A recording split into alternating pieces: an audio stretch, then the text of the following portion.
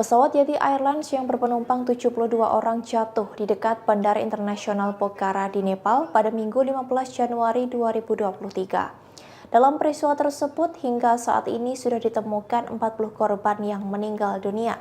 Saat petugas penyelamat dan kerumunan orang berkumpul, terdapat kepulan asap hitam tebal di lokasi kecelakaan.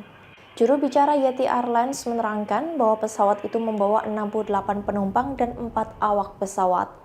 Perdana Menteri Nepal Puspa Kamal Dahal mengatakan pesawat itu terbang dari ibu kota Kathmandu ke Pokhara di Nepal Tengah. Ia kini mendesak personel keamanan dan masyarakat umum untuk membantu upaya penyelamatan. Sementara itu, juru bicara penerbangan sipil Yeti Airlines Jagannath Niraula menyebut sudah ada 40 orang yang ditemukan tewas dalam kecelakaan pesawat Yeti Airlines. Hingga kini operasi penyelamatan masih dilakukan.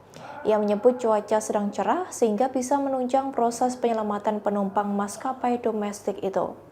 Sedangkan di televisi lokal memperlihatkan hal yang berbeda.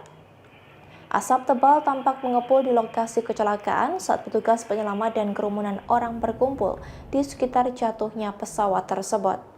Dari 72 orang penumpang itu terdapat 2 bayi, 4 orang awak, dan 10 warga negara asing.